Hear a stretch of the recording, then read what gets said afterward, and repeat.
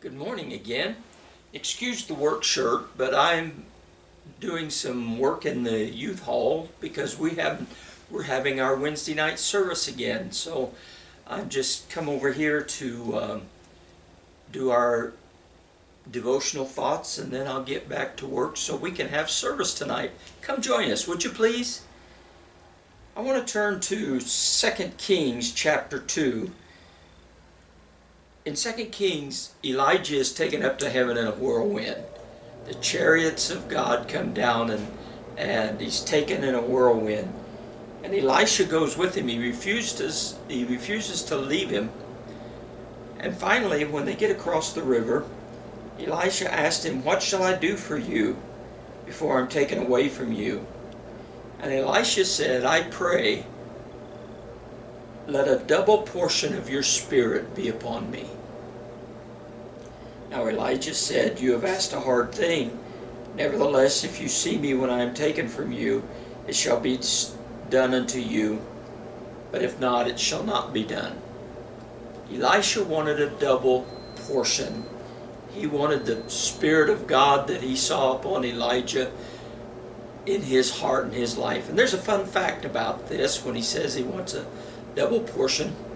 Of all the recorded miracles between Elijah and Elisha, if you would count them out, Elisha did exactly twice as many miracles recorded in the scriptures as Elijah did. Just a fun fact there. Then I want to turn to Job chapter 23. In Job chapter 23, as you know, Job is being harassed by his friends, and all of these things are going in his life, but he comes to a place where he gets kind of tired of defending himself because he knows he hasn't done anything. He's standing for God. But he says in chapter 23 these words, "But he knows the way that I take. And when he has tried me, I shall come forth as pure gold." Folks, God knows your ways. God knows where you are. And God listens, and God protects, and God watches over. And when we do what we know we should do, we shall come forth as pure gold through all the trials and problems that we face. Psalm 143 and verse 8 says this. It's a chorus that we used to sing. David is singing this psalm to Israel. "Cause me to hear thy loving kindness in the morning, for in you do I trust. Cause me to know the way wherein I should walk, for I lift up my soul unto you." Isn't that beautiful? Cause me to hear your loving kindness in the morning. God is always watching over us. And if we listen, we can hear what he's saying to us. Then I jumped over into Matthew, into the New Testament. And, you know, we've been facing some real problems in our world, and people are upset with everybody, and they're having all sorts of problems. But you know what would fix it? It's if we, as Jesus said in the Sermon on the Mount in Matthew chapter 7, if we would follow his golden rule. "Therefore all things whatsoever you would do that men would do unto you, even so do to them."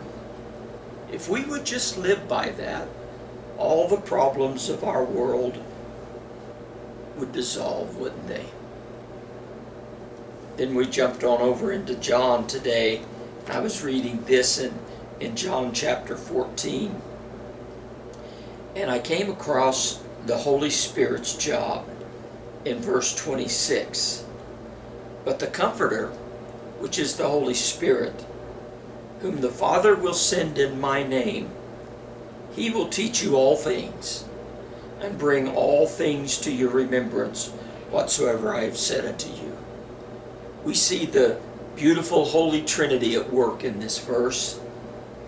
The Comforter, the Holy Spirit, will be sent by the Father in the name of the Son, all three working together so that you and I would be able to do the work that God has called us to. Then we went on over, and I got just a couple more that I wanted to share today. And the first one is found in Philippians chapter 1 and verse 6. Be confident of this very thing, that he which has begun a good work in you will perform it until the day of Christ. God never leaves us. And he who's working with us and working in us doesn't abandon us. But he's going to perfect that work until we come to the day of Christ. And that leaves me with the last one that I wanted to share with you today. And that's in Hebrews chapter 7. In Hebrews chapter 7, Paul is talking about Melchizedek, the high priest who wasn't a Levite, but who was a great high priest who was great enough that even Abraham offered tithe to him. And he says in this chapter that Christ, our great high priest, is a priest forever after the order of Melchizedek. And he says these words in verses 24 and 25. But this man, talking of Jesus, because he continues forever, has an unchangeable priesthood.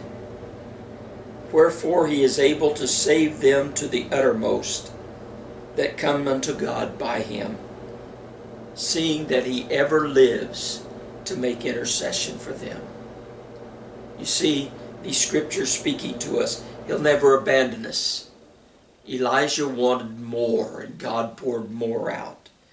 Job knew that he was living as he should, and God would preserve him. Cause me to hear the joy, the song of the Lord in the Psalms, the golden rule, living by faith, and all of the Spirit and its work in us. Christ never abandoning us in Philippians. And now we come to the end, and in chapter 7 of the book of Hebrews, it says he ever lives to make intercession for us. He's always working for us, for the good of those who love him, for the good of those who are called according to his purpose. God bless you, folks, and I do hope we see you tonight. God bless you, and have a great day.